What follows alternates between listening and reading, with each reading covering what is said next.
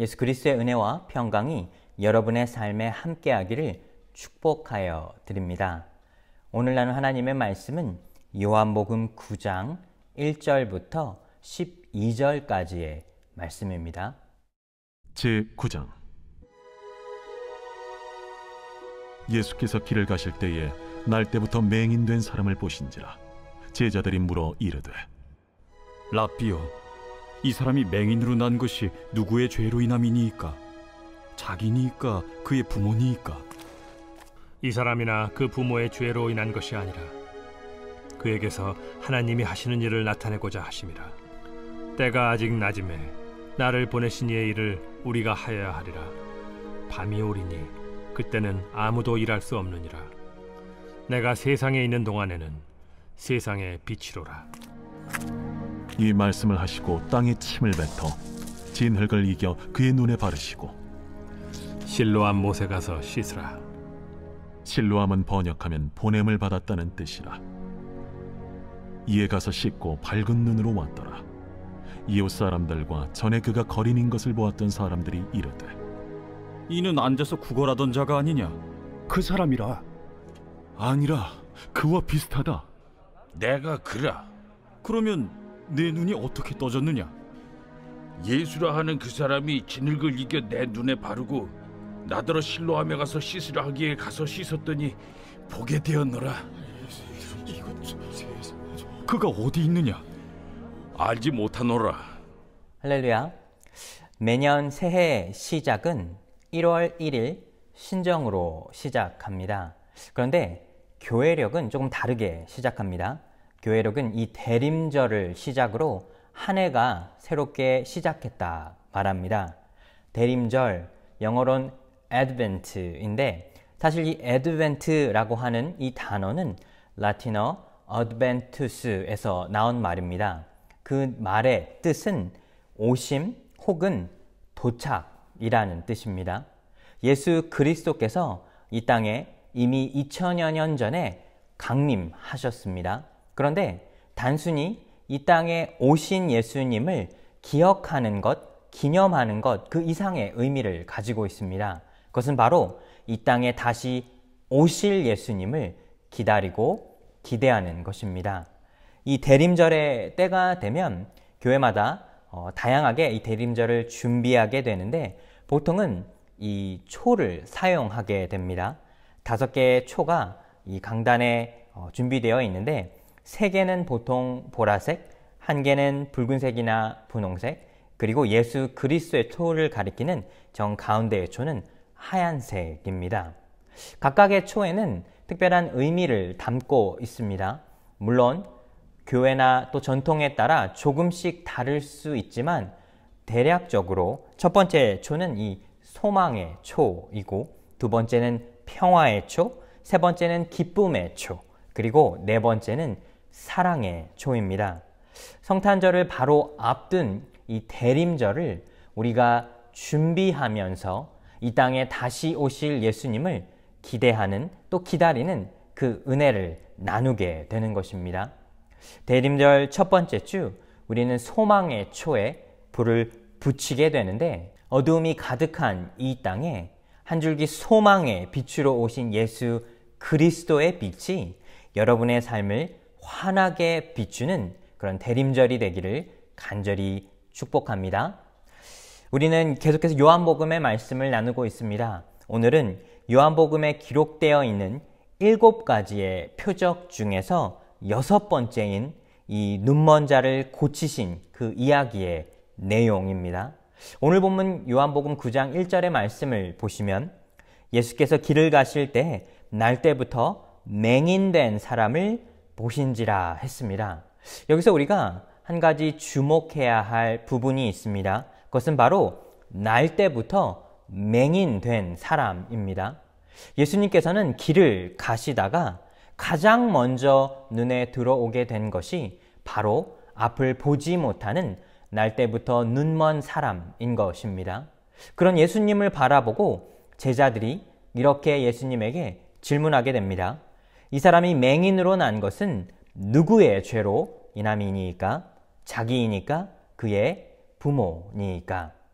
사실 이 질문이 우리에게는 굉장히 좀 잔인하게 느껴질 수도 있지만 이 고대 시대, 특별히 유대인들의 문화 안에서는 이 질병이 단순히 우리가 앓고 있는 그런 치유돼야 할 병 이상의 의미를 지니고 있었습니다. 이 질병이라고 하는 것은 어떻게 보면 죄의 값으로, 죄의 결과로 겪는 고난으로 생각했다는 것입니다.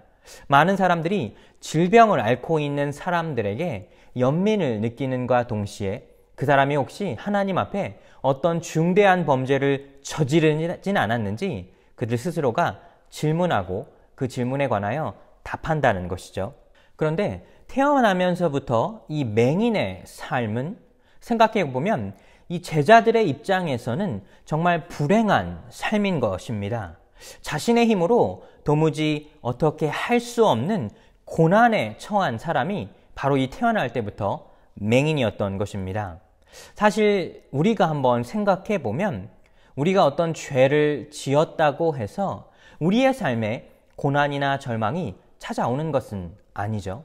때로는 내가 세상에 어떠한 잘못도 하지 않았을지라도 우리 삶에 불현듯 찾아오게 되는 것이 고난과 절망의 순간들이라는 것입니다. 우리는 이 제자들의 질문에서 그들이 세상을 바라보고 있는 이런 좁은 시각과 편입견을 발견할 수 있습니다. 우리 삶에 찾아오는 고난은 단순히 우리가 하나님 앞에 범죄한 그 결과로 찾아오는 것이 아니라 우리의 상황과는 전혀 상관없이 우리 삶을 흔들 수 있는 것이 고난과 절망이기 때문입니다. 2015년 한국에서는 이런 일이 있었습니다. 1월 10일 아주 추운 겨울 저녁이었는데 화물차 기사로 일하고 있던 만삭의 아내를 뒷바라지하던 29살의 가장 강 씨가 귀가하는 도중 길을 건너다가 뺑소니 사고를 당하여 그만 목숨을 잃게 되었습니다. 만삭의 아내에게 케이크를 사주고 싶었는데 사실 형편이 넉넉지 않아 슈크림빵으로 사와 그것에 미안한 마음을 가지고 있었다는 것이 사람들에게 알려지면서 사람들이 더 안타깝게 생각했습니다. 그런데 이 일이 공론화가 되기 시작했습니다.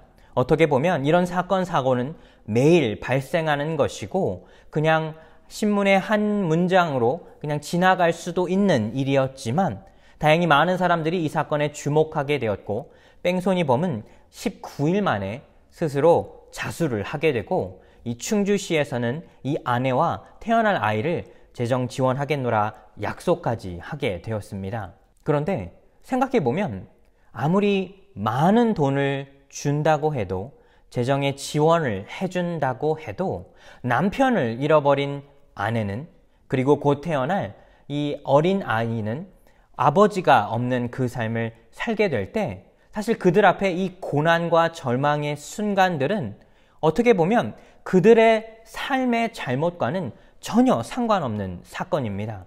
즉 아무런 잘못을 하지 않았지만 고통과 절망의 순간들이 불현듯 우리 삶에 찾아오게 되는 것이 우리 삶의 현실의 모습이라는 사실입니다. 사랑하는 여러분, 우리 삶에 찾아오는 이 고난들을 우리는 잘 바라볼 수 있어야 합니다. 그리고 그 고난을 잘 이겨내기 위해서는 하나님이 우리와 함께한다는 사실을 잘 기억할 수 있어야 하겠습니다.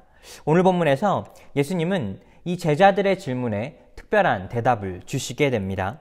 요한복음 9장 3절의 말씀을 보시면 예수께서 대답하시되 이 사람이나 그 부모의 죄로 인한 것이 아니라 그에게서 하나님이 하시는 일을 나타내고자 하심이라. 여기서 주님은 분명하게 대답하십니다.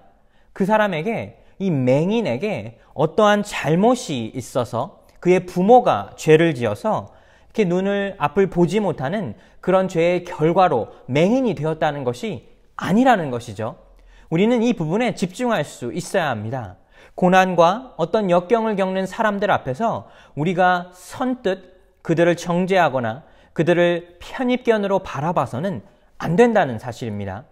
고난을 겪는 사람들, 또 고난 중에 있는 사람들을 우리는 예수님의 눈으로 이 변화된 시각으로 바라볼 수 있어야 합니다. 예수님은 여기서 한 가지를 말씀하시는데 바로 하나님이 하시는 일을 나타내고자 함이라 말씀하셨습니다.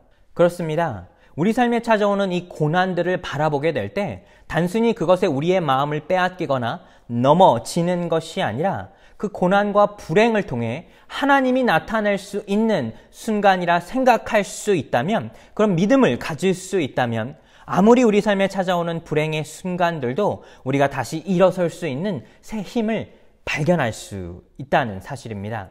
사랑하는 여러분, 여러분은 혹시 어떤 고난의 순간들을 지나가고 계십니까?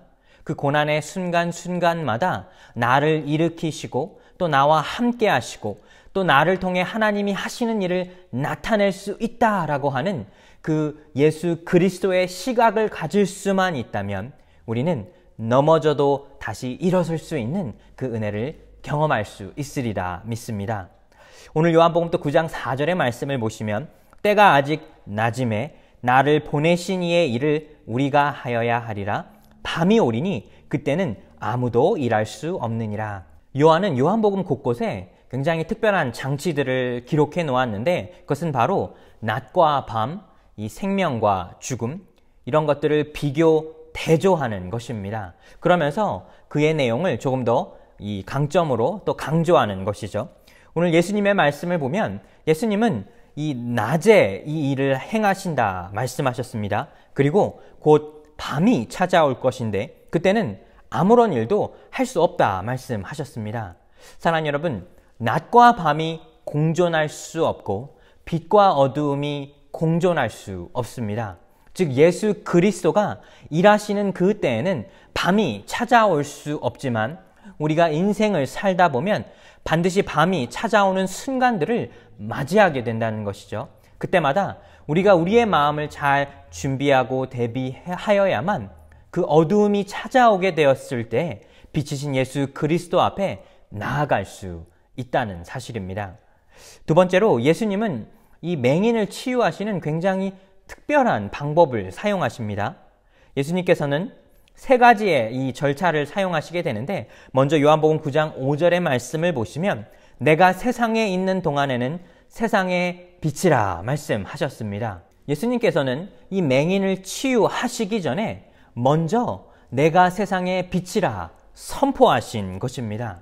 사랑하는 여러분, 이 세상 속에 살며 우리의 마음은 어두움 속에 거할 때가 있습니다. 그때마다 빛이신 예수 그리스도가 나와 함께 한다는 그 사실을 먼저 기억해야 하는 것이죠. 예수님이 이 맹인을 치유하는 이 방법을 보면 굉장히 특별합니다. 땅에 침을 뱉고 또 진흙을 이겨 맹인의 눈에 바르시게 됩니다. 어떻게 보면 기이하게 여겨질 수도 있습니다.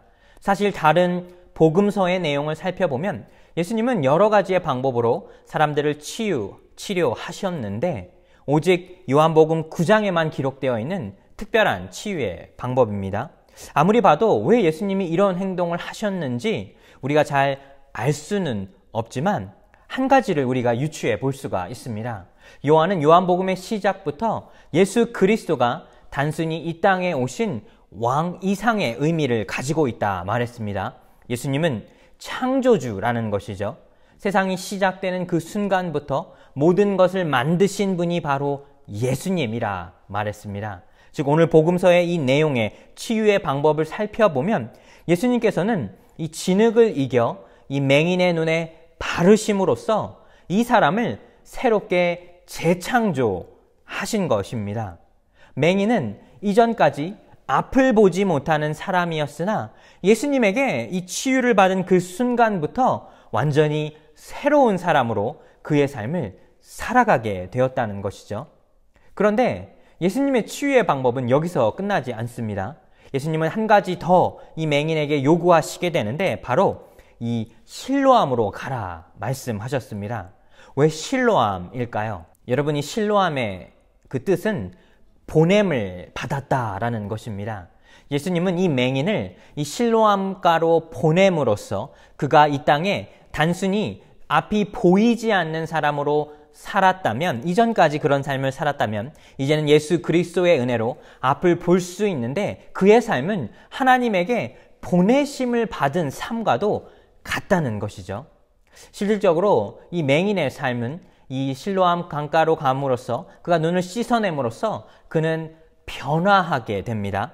그런데 참 놀라운 것이 그가 치유받았고 이제는 앞을 볼 수 있는 그 은혜와 그 기적을 입었지만 사실 주변의 사람들은 그를 오히려 정죄하게 됩니다.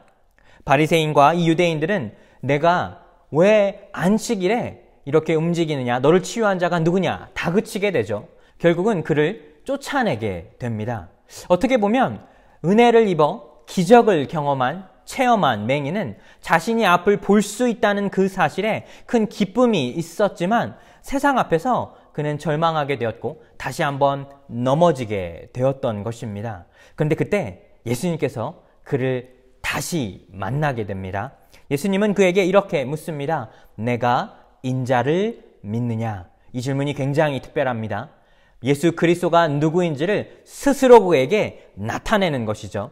인자라고 하는 표현은 하나님의 아들이신 예수님, 동시에 인간이신 예수님을 내가 믿느냐는 것입니다. 맹인은 묻습니다. 그가 누구입니까? 예수님께서 이렇게 대답하십니다. 내가 그를 보았고 지금 너와 말하는 자가 그니라. 예수님께서는 친히 그에게 자신이 누구인지를 설명해 주시며 그에게 질문함으로써 그가 누구인지를 나타내고 있는 것이죠. 이때 맹인이 이렇게 대답합니다. 주여 내가 믿나이다. 사랑하는 여러분, 이 순간부터, 이 지점부터 맹인은 완전히 변화된 사람이 되는 것입니다.